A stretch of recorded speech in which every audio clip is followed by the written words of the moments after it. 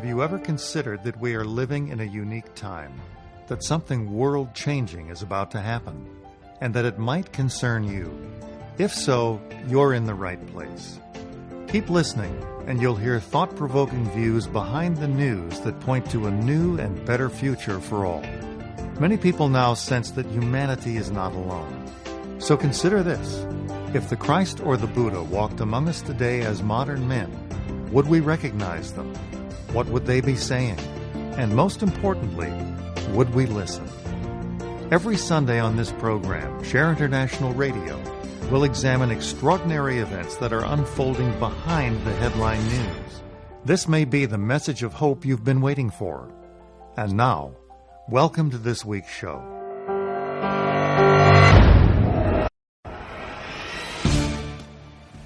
Welcome to Share International Radio. Welcome to all our friends around the world. My name is Cielito Pascual. I'm podcasting from Seattle, Washington.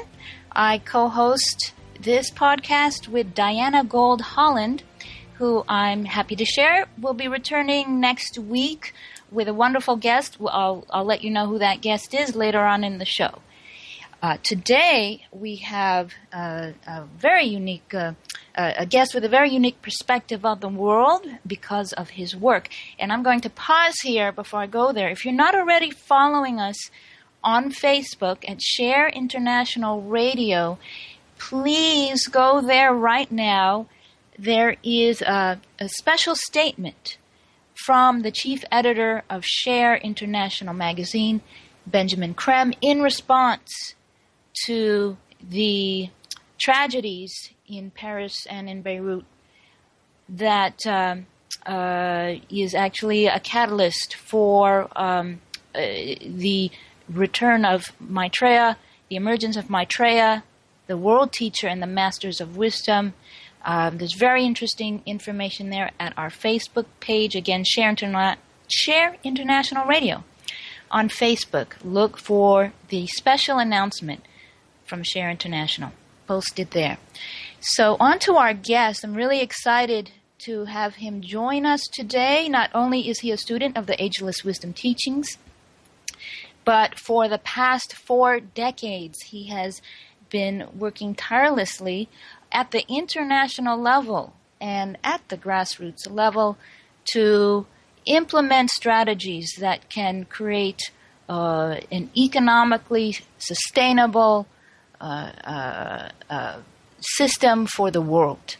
And he has tremendous insights in how we can bring about those changes. Early on in his career, he worked with the German Chancellor and Nobel Peace Prize winner Willy Brandt on the Brandt Report, which has been described as the most comprehensive and solutions-oriented analysis of critical global economic issues. He has served as policy advisor and speechwriter for global figures, including Pierre Trudeau, Francois Mitterrand, Jimmy Carter, Tony Blair, and His Royal Highness Prince Al Hassan of Jordan. And in the many years of his career, his work and ideas have been informed by knowledge foretold by the Ageless Wisdom Teachings, that humanity's elder brothers, the masters of wisdom, along with the most senior member of this group, Maitreya, the world teacher, are emerging now onto the world stage to guide and inspire all of humanity into an unprecedented transformation. I am happy to introduce to our audience James Quilligan. James, thank you for taking the time to join us. Thank you, Cielito. I'm looking forward to having a talk with you today. Yes, and my intention for this episode is to connect what you have seen, what you are seeing happening in the exoteric world out of your experience, and connect that with the conviction that you and I and millions around the world share. As I said, that the masters of wisdom are emerging into the world, and that humanity is on the verge of tremendous positive change. It's hard to believe that after listening to the news at the opening at the top of the hour before this show, but let's focus on the evidence that we know is there. But first, let's get an idea about your background. Talk about how you first came to work for German Chancellor Willy Brandt, and what did that lead to for you? Thank you. I was invited to become a research assistant with the Brandt Commission, and that led to a lot of other opportunities to develop my career at the international level. And I've never really looked back. It's been a great education for me, but along the way I've been able to have a little bit of influence on some world leaders in terms of their use of language, their conceptual models for international relations. And so as an advisor, I've been able to have a little bit of impact behind the scenes. What drew you to the work in the first place? What was inherent in your upbringing and education that had you come to that place of work? Well, first of all, I was always good with language, and secondly, I got very interested in political affairs when I was young. I was very deeply influenced by the Limits to Growth book, which was published in the early 1970s, and it basically said that the world in 40 or 50 years, about 50 years, would be running out of resources, and that that could lead to really desperate conditions. So when the opportunity to work with the Brandt Commission came up, I took it because that was a way of preventing this kind of depletion of resources by creating a cooperative international structure to share resources. And the more resources could be shared, the more they could be conserved. And so I saw great opportunities in doing that, and I began to move in that direction. In Share International, there was a quote from one of the Masters of Wisdom. He says, "When the world's goods are shared more equitably, half of man's problems will vanish overnight." And this was published, 30 years ago in October 1985 in Share International magazine. What do you think that means exactly? Well, it's pretty clear that if we share resources,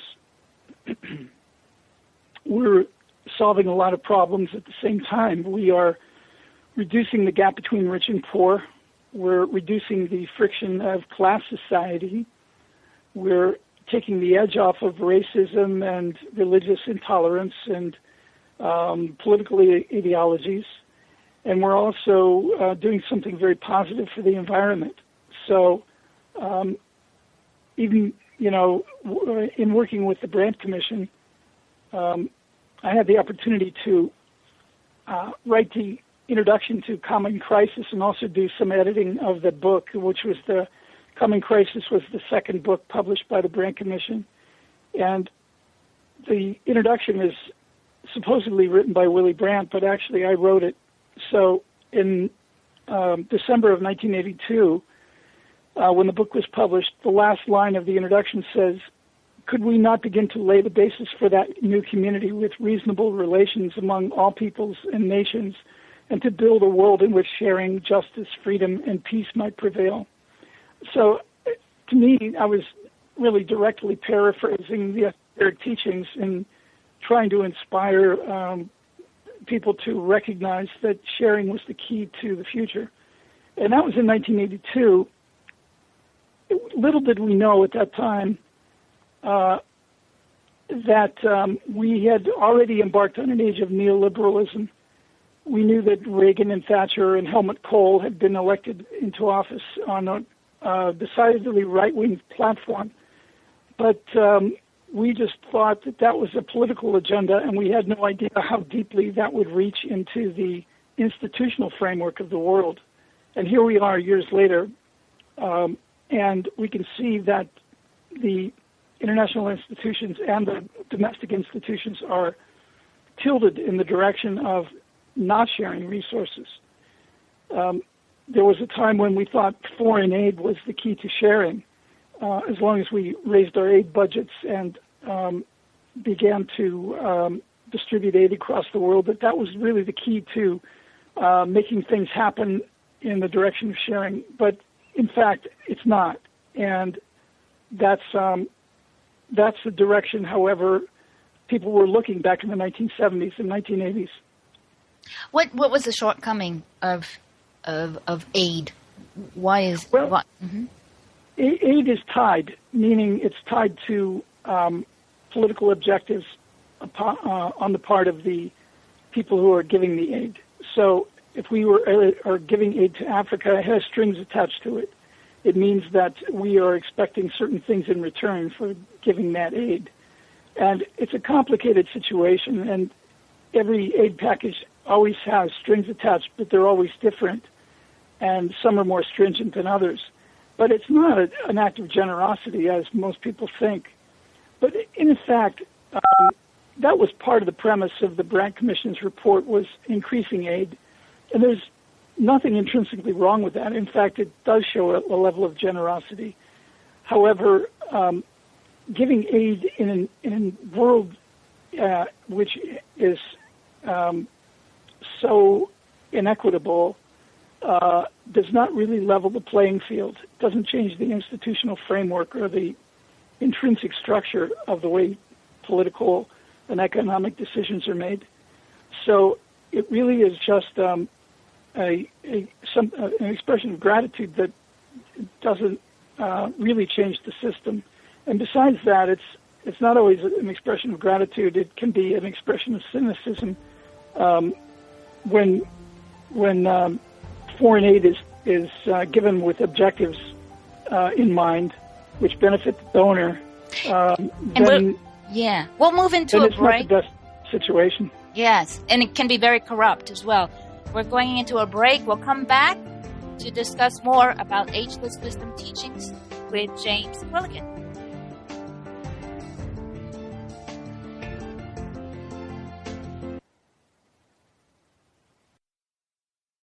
The best of holistic, spiritual, and conscious world. OMTimes Radio. IOM FM. Want to help build the coming golden age? Want to experience the Aquarian energies of love, light, and power?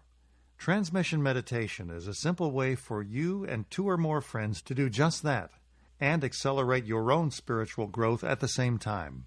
Check out transmission meditation at shareontheairradio.org. That's shareontheairradio.org. If you remember living fearlessly, joyfully, and in a world filled with adventure, happiness, pleasure, and unbridled living, then this show is for you. Join me, Dame Nicole Brandon, as I bring you the world's top experts in wealth, creativity, flow, sea-edging technology, space, wellness, health, love, lust, and passion, all merging together each week here at the Hub of Happiness. Mondays at 6 p.m. Pacific Time and 9 p.m. Eastern Time on Passionate Living, where you can ride on the magic carpet ride of living and learn how to lead a passionately wild, exciting, and outrageously amazing life. The number one reason girls drop out of school in sub-Saharan Africa is lack of access to feminine hygiene products. The Pads for Schoolgirls Project, an outreach of Humanity Healing International, is changing this paradigm by setting up sewing programs at schools, teaching girls a vocational skill, while producing the reusable pads that help keep them attending classes. The girls pay it forward by making and giving pad kits to other girls in need. To learn more, visit humanityhealing.org. Humanity Healing is where your heart is. Welcome to The Gathering Around My Kitchen Table on Equilarium FM, Wednesdays at 1 p.m. Eastern Standard Time. Join my guests as we integrate spirituality into everyday reality with vibrant conversations, inspired interviews, and my latest channeled guidance to inspire and brighten your day. I'm Claire Johnson, and together we'll be raising vibrations across the nations. Bringing a more conscious lifestyle to your world. OMTimes Radio. IOM-FM. Welcome back to Share International Radio. I'm Cielito Pascual with James Quilligan. And we have so much to cover. We'll jump right back into it here. I'm going to quote from Benjamin Crump, chief editor of Share International magazine.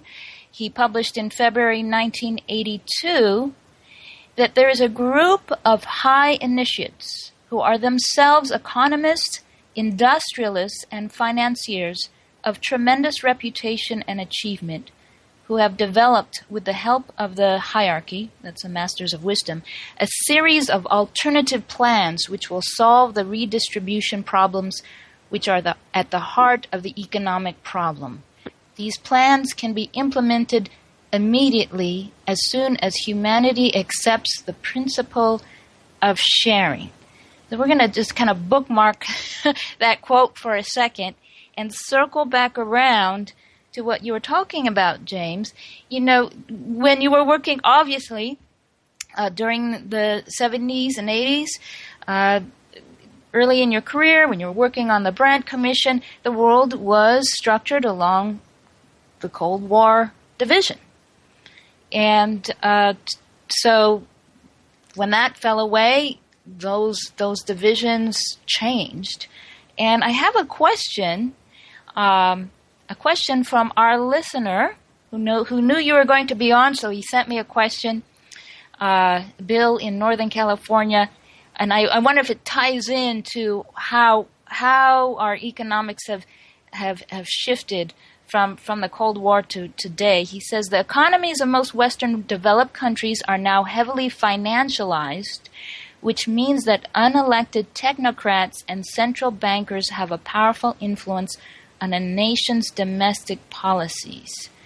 So his question is, how do you see this affecting a government's ability to meet the needs of its people? Well, I think that hits the nail on the head. That financialization of economics is exactly what I was referring to by neoliberalism.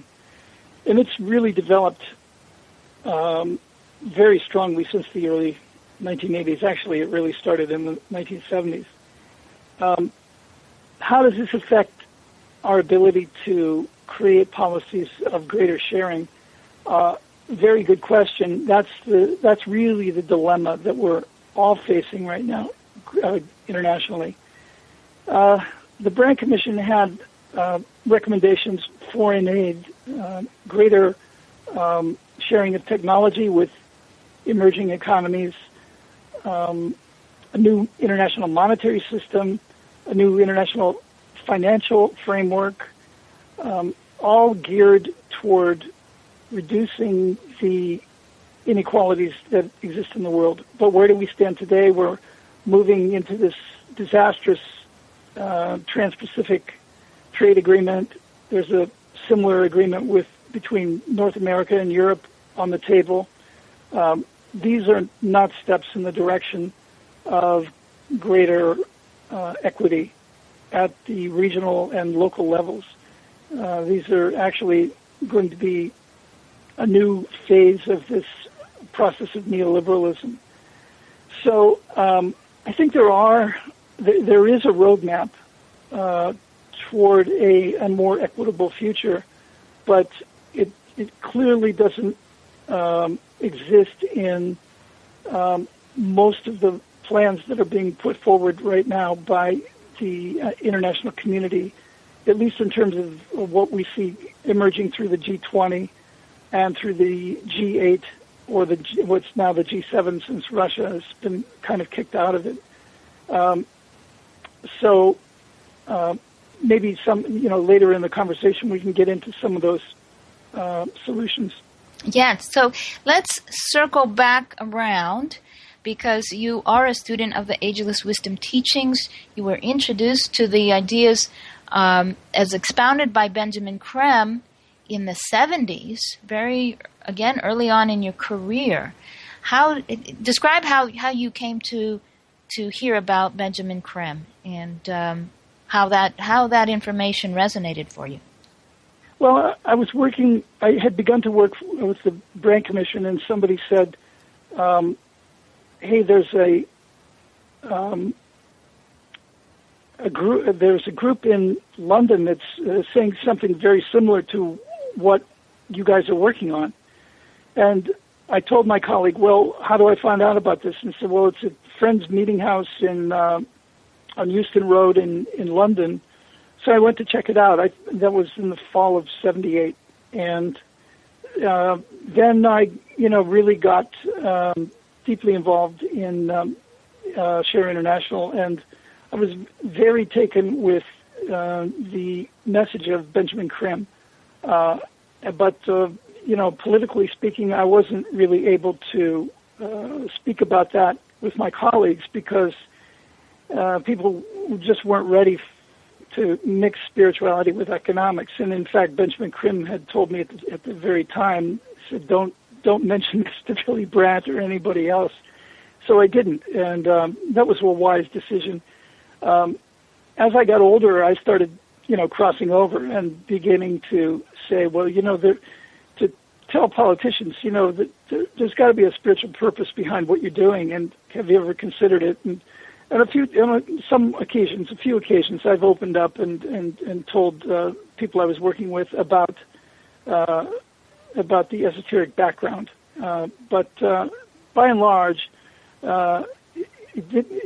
if I thought it would serve a purpose, would I do that? Otherwise, I could lose my position because some people don't really get that side of the analysis. Some people are extremely left-brained and really want to do things by the numbers and by logic, and they don't have any quarter for spirituality. So I've kept it separate, but I've also mixed it up because I realized that the spirituality sooner or later had to influence directly the language and the conceptualizations that these politicians were formulating. And can you talk about, obviously you are not extremely left-brained.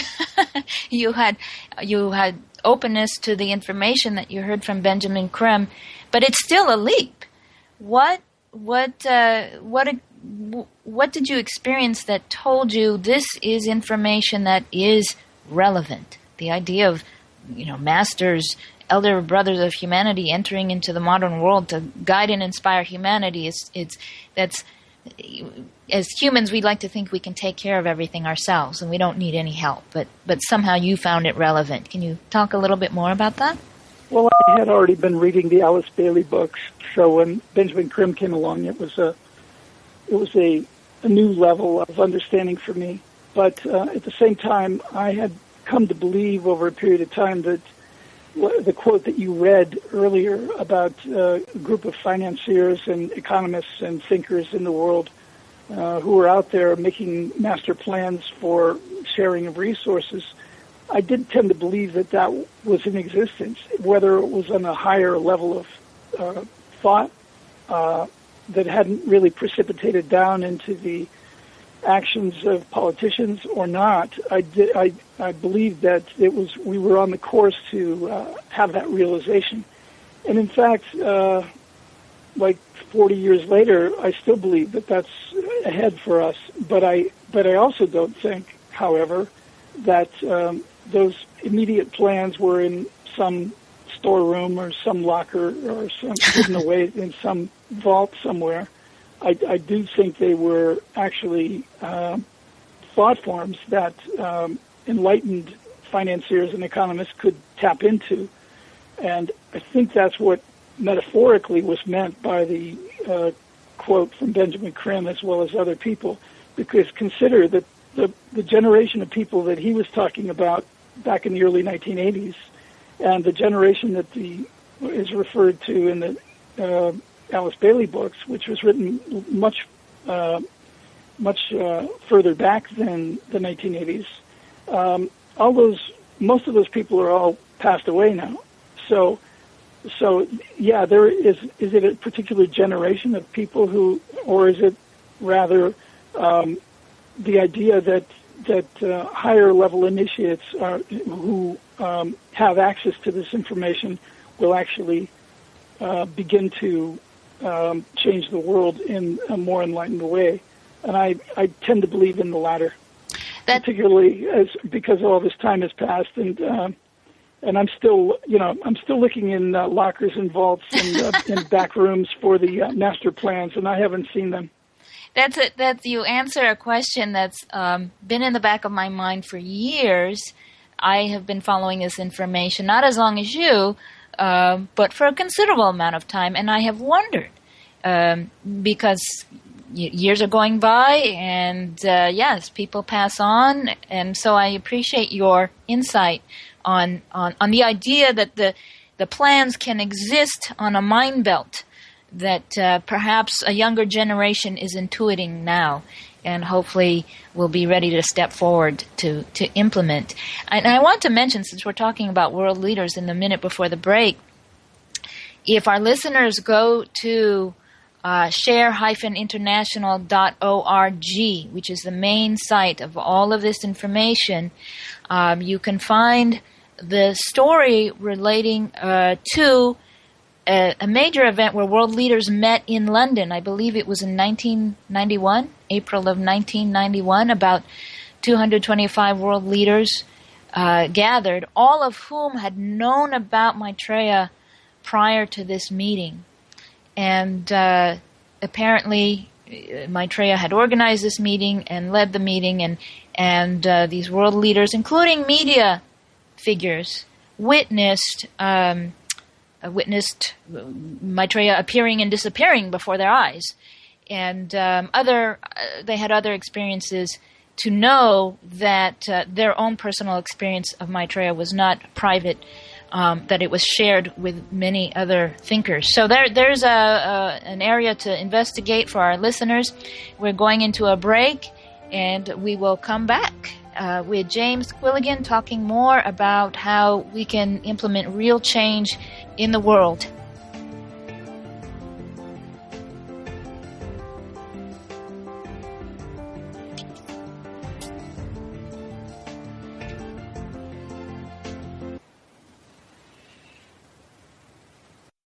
Conscious media for conscious minds. OMTimes. Did you know that Share International Radio is more than just a podcast? If you're hungry for thought-provoking views behind the news, there may be a Share International event happening soon near you, providing a spiritual perspective you'll find nowhere else. To locate an event in your area, visit shareontheairradio.org. That's shareontheairradio.org. shareontheairradio.org. Dr. Kevin here, and I want to invite you every Thursday, 3 p.m. Pacific, 6 p.m. Eastern, to join me on the Dr. Kevin Show, where we have a diversity of guests who help you step outside the box, behind the curtain, and see what a load of crap is going on in the world today, so you have more information with which to make better decisions. We'll see you there. Namaste. OMTimes Magazine is one of the leading online content providers of positivity, wellness, and personal empowerment. A philanthropic organization, their net proceeds are funneled to support worldwide charity initiatives via Humanity Healing International. Through their commitment to creating community and providing conscious content, they aspire to uplift humanity on a global scale. OMTimes, co-creating a more conscious lifestyle. Have you bought into the idea that you have to work hard for your money, that business is hard? I will share some dynamic access consciousness tools to get you out of your own way so you can create a business that actually succeeds. Join me, Simone Millisers, on The Joy of Business at 4 p.m. Mondays Eastern. The future of Internet radio is here. OMTimes Radio. IOM FM.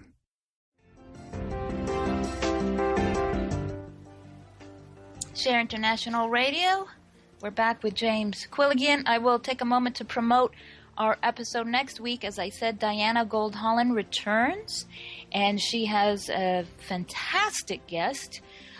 Patricia Pitchon is a journalist who wrote the book Searching for Maitreya, and she figures into the timeline of this event quite significantly, years back, she organized a group of journalists to meet with Maitreya. It was an extraordinary endeavor and journey, and she has many stories to share. Next week, Sunday, 1 p.m. Pacific time, 4 p.m. Eastern, and I believe it's 21 hours GMT to our international audience. Follow us on Facebook, Share International Radio, so that you can get updates, and make sure you are receiving our notifications. James, I'm going to now bring us to the topic of the commons. You shifted away, as you mentioned earlier, away from the perspective of international development, and you focused your focus now is on the commons. And I just want to share a quote from Maitreya just to lead us into that topic. Maitreya, in one of his messages, said, "Sharing and justice are central to my teaching. Wherever the light of these truths shines, I turn my eye, and through the channel of that light do I send my love. Thus do I work. Thus through you do I change the world." We'll keep that thought in mind and talk about the commons. What are the commons, James? The commons are all that we share in common through our birthright as human beings. So when we were born, or let's put it this way, historically, before there was private property or government regulation or government control over land, people did share their resources in common. They governed their resources in a way by making decisions for the best management and sustainability of those resources. So it involved rules for cooperation, which the group decided in and of itself. So it didn't always work perfectly, but it certainly worked more efficiently than what we have today. And today, we scarcely know what the meaning of sharing is. Earlier I said that sharing and foreign aid seem to be equated in the minds of politicians, but that isn't the case. That really has very little to do with sharing our commons.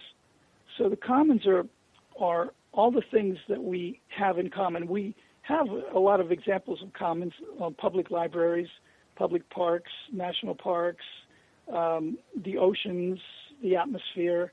But we recognize that when the commons are unregulated, then there can be problems. So that's where governments and private sectors step in to help to regulate those commons. However, it takes the power away from the people themselves to manage those commons. So that's the dilemma that we're facing right now universally. However, the challenge we really face is that people don't even know what the commons are.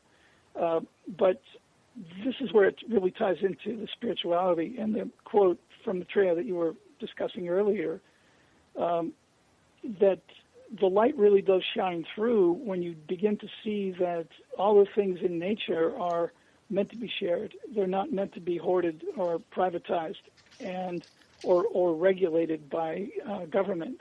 And again, what I want to stress is that there's nothing wrong with corporations, nothing wrong with governments, but they do have to give greater power to people to express their democratic decision-making over the management of the resources in a much more powerful way than has been happening over the last few hundred years. And I think that's the evolutionary course that civilization is on right now.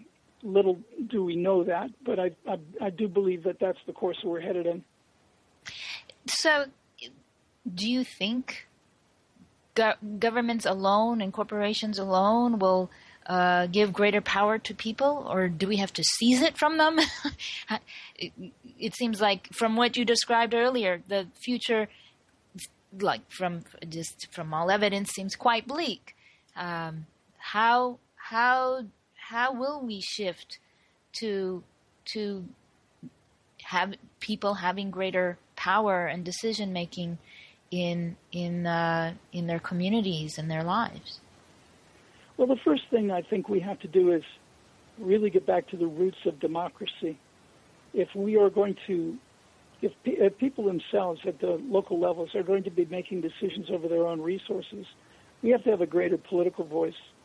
And that's why I really believe that spirituality today is about not just meditation, but about activism toward the greater sharing of resources in the world. I said earlier that the Limits to Growth book published in the early 70s was a great influence on me. It was the first major computer analysis of the world's resources using mainframe computers that were available back then, long before the days of PCs. And what it indicated is that if humanity didn't change any rules or regulations in the world, if we just drifted into the future the way we were headed, that we would be running short of resources around 2030. And we are rapidly approaching that.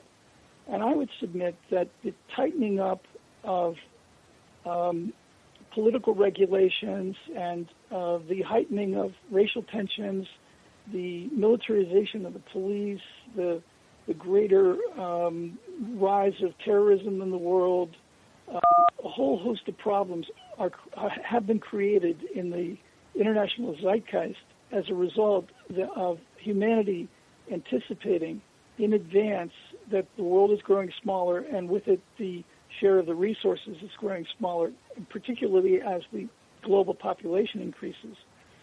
In my view, this is going to lead to a great crisis unless we do indeed begin to share our resources, because wars for resources are the very thing that the governments are bracing themselves for right now.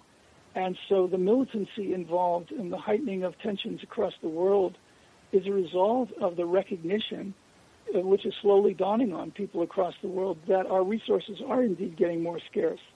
Now, so in an age of sharing, we can reverse that. We can actually begin to enlighten corporations and governments that we're all in this together.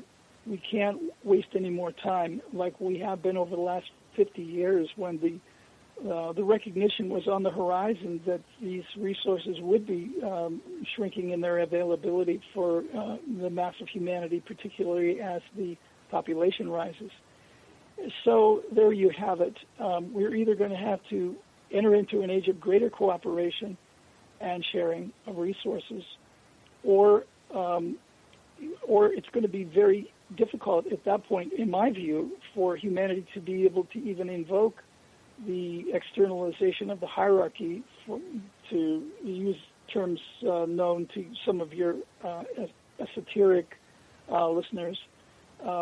It's going to be hard to expect divine guidance, in other words, if we fumble the ball. And I think we're well on the way to fumbling the ball, but at the same time, that is really what the crisis itself precipitates, our invocation of this externalization of the hierarchy. So I have great reason for optimism. However, every day that goes by, the clock continues to tick, and we are approaching the day of greater and greater crisis in the world.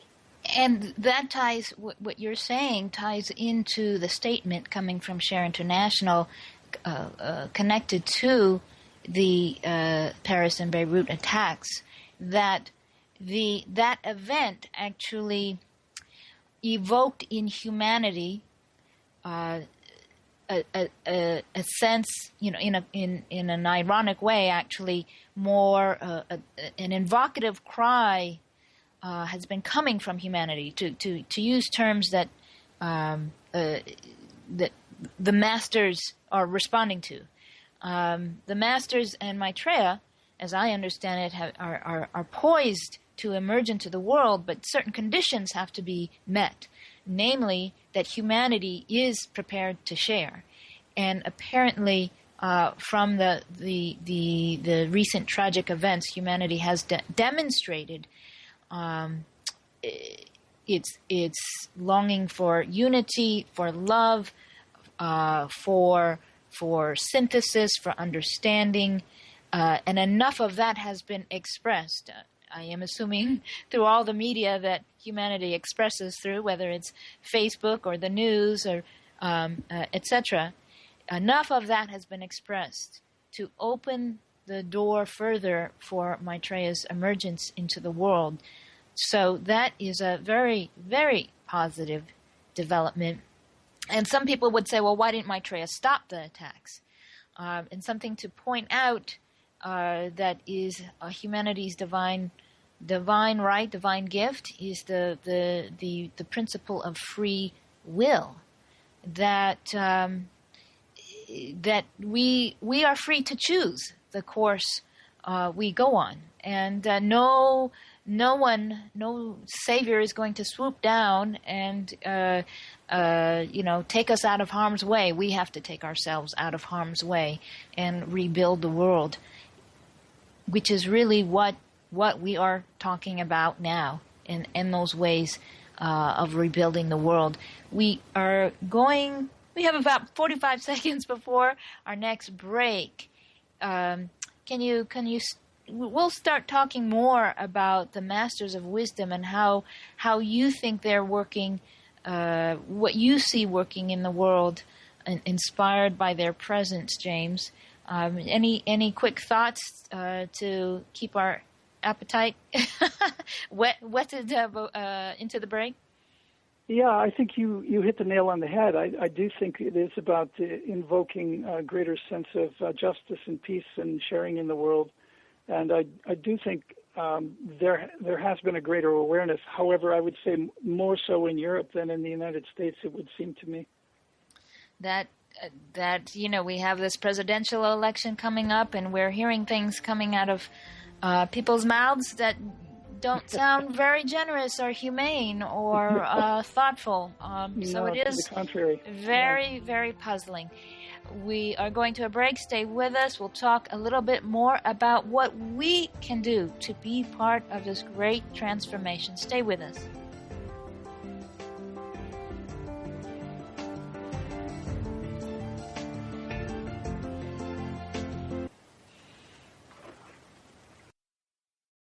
Feed your soul with Waves of Consciousness on OMTimes Radio. The Awakening of Humanity by Benjamin Creme is a concise, prophetic book about momentous changes soon to occur. It focuses on an unprecedented event, the emergence into full public life of Maitreya, the world teacher. Download the book free online. Visit shareontheairradio.org. That's shareontheairradio.org. shareontheairradio.org. Hey ladies, do you want to have that good hair day feeling all the time? Gentlemen, would you want your special someone to have that glow, letting you know she's feeling completely satisfied? This feeling and that glow can be yours by embracing your sexual power. So join me, Rachel Kenley, award-winning romance author, on the O-Spot. The O-Spot will guide you to that peak with guest interviews, book discussions, and conversations on the thrills of sexual empowerment. Put the zing back in your life. Come up and see me sometime on the O-Spot, live on Hump Day at 10 p.m. Eastern. Have you ever wondered how to change your love paradigm? The secret key is finding a love partnership, not just a regular connection. How do you find these? Through conscious relationships. Ascending Hearts Dating is a dating site for people like you that believes in second chances and a different type of spiritual connection. Try Ascending Hearts for free today at ascendinghearts.com and change your love paradigm. Ascending Hearts, the premier dating community for the spiritually awake. Are you ready to shift your energy, consciousness, and limiting beliefs? Join me, Shefali Burns, every Monday at 5 p.m. Eastern on Shifting with Shefali here on OMTimes Radio. Shift the blocks, limitations, and negative energies that have kept you from experiencing a life filled with joy, peace, love, abundance, and happiness. Are you ready to shift with Shefali? Are you ready to shine your brilliance? Free your mind. Expand your soul. OMTimes Radio. IOM FM.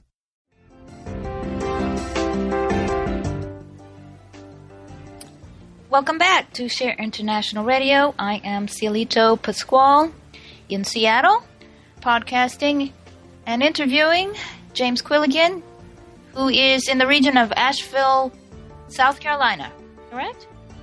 North Carolina. Pardon me. You're more in a rural, serene place while I'm in the city, I think, if I understand correctly. That's correct. Glad to know that you get to be out near nature. I was just looking at something that you said in an interview, and I'm curious about it. You say the institutions of property rights and sovereign boundaries are severely impeding the flow of conscious energy among the people and nations of the world. What do you mean by that? Our opportunity to share our access to resources across borders is severely curtailed by sovereign boundaries, that is, political boundaries, national boundaries, national borders, as well as the stipulations of international trade, which create tariffs and protectionist policies that keep certain products out of certain countries. So that's really the key to breaking down the barriers that lead us to greater democratic management of our commons. I think what's going to happen eventually is that a new union, not an industrial union of workers, but a union of commons networkers is going to have to form to be able to institute the kinds of needs and demands for sharing that are so pervasive now across the world.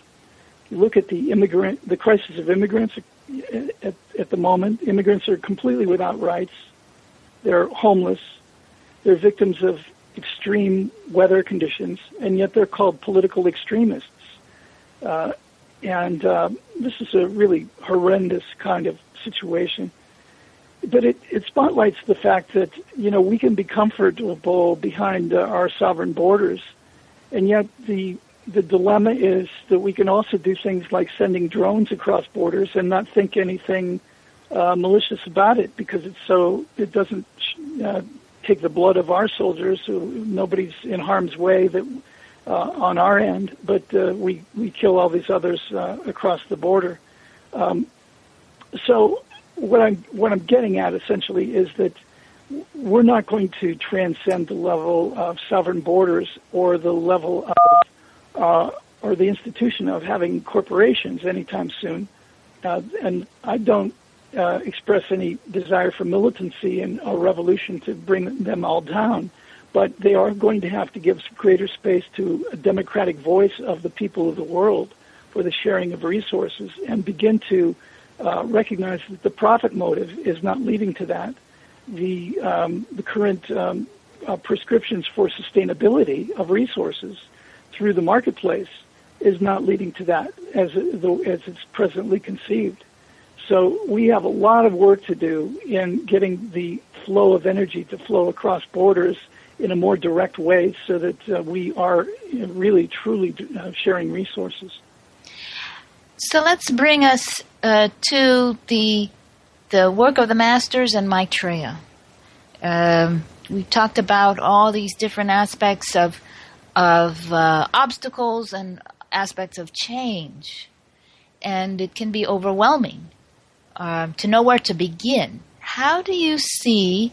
We are saying that the Masters are emerging into the world now, actually influencing world leaders now, and yet we still have just all the conflicts we're having.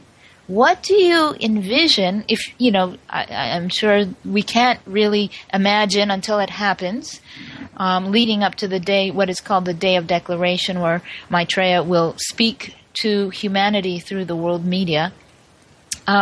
What do you envision taking place as the Masters emerge into the world? What do you think they're doing now, and where can we see evidence of their work, or what can we do as people to to hasten that emergence? Well, I really don't want to speculate on what I think the masters are doing now and the part that they're playing at the moment, because it's too controversial, and it would just be my own opinion, essentially. So, but I do think that there are some things that we can do directly to hasten the externalization of the hierarchy and to basically create the new political momentum that will make for a better world for all of us. And that is, first of all, to really understand the idea that the resources of the world inherently belong to all of us. And if that's the case, then what do we have to do politically to change the circumstances in which we don't have access to those resources and we don't have direct decision-making power into how those resources are managed? As is well known in the United States and in many countries, it's corporations that are really controlling governments, in spite of the fact that we have a democratic apparatus in which people vote for their elected officials. When the decision-making really comes down to it, it's often the corporations who are lobbying behind the scenes that are making the decisions on the management of our resources. So that really has to change. That power has to tilt in the direction of the people themselves. So anything that will expand and preserve democracy for the future, I think, is a really great thing to get involved with, because you can consider this, too, that the ideals of democracy are so eroded now through the corruption at the national levels, at the governmental levels, that we could be facing the loss of democracy in the countries that presently enjoy it. And that would be a tremendous setback for humanity. It would set us back centuries or millennia, in fact.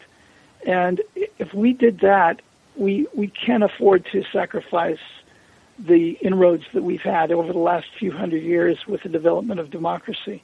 And democracy is far from prevailing across the world, but we're not going to be able to share resources until we have a full spirit of democracy and a real authentic democracy expressed in the management of those resources.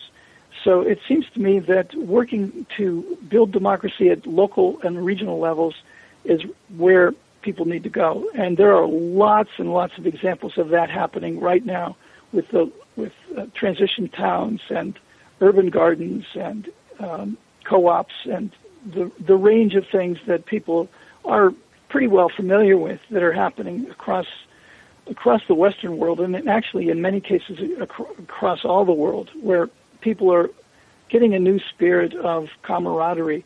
And of course the internet helps to facilitate that a lot, because the networking of people, not just in local communities but regionally, is now possible.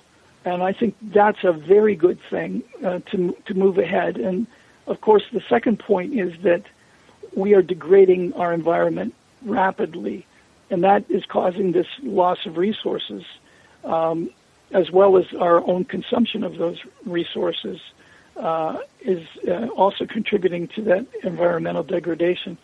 The new spirit of local communities and regional communities getting together and managing their own resources is also going to mean that we're going to create safeguards not only for social equity, but also greater sustainability of the resources. And that's very important, because we have to guarantee that the resources not only meet our needs now, the needs of all people today, but also 50 years from now and 100 years from now and beyond that. And on the pace that we're going right now, we're not making any inroads, we're not taking any safeguards to move in that direction. We've got to be able to do that. I hope we have young people listening who are making decisions about what area of study they'll go into, and I hope something you've said will inspire them. Young people and people of all ages. Some of us are making changes in our lives to be to devote more time to make greater change. In the last 2 minutes that we have, which is not enough, can you talk about your experience of transmission meditation? We mention this all the time, transmissionmeditation.org. It's a service meditation to humanity, and you've been practicing that for as long as you've been paying attention to the information of Benjamin Creme. Can you talk about that experience and how that's affected your outlook and your service to the world? Well, people often ask me that same question: what do you get out of this kind of meditation? And the main thing I can tell people is that it really expands my creativity. It's not that I sit and think about like what I'm going to be doing next or tomorrow or something like that. But what I found is that the ability to sit in a silent space for a particular period of time with other people and download energies from let's say upstairs or from the higher realms opens up my creativity immensely. So the greatest thing I've noticed for me is not only that you build the dynamics of a meditation group and you're able to have greater impact in a social setting, but I do experience a huge burst of creativity and new insights and new intuition as a result of doing this practice. James, thank you so much for your insights and presenting reality and possibility for humanity. Thank you so much, James. Thank you. We'll have you back again. Thank you, and come back next Sunday.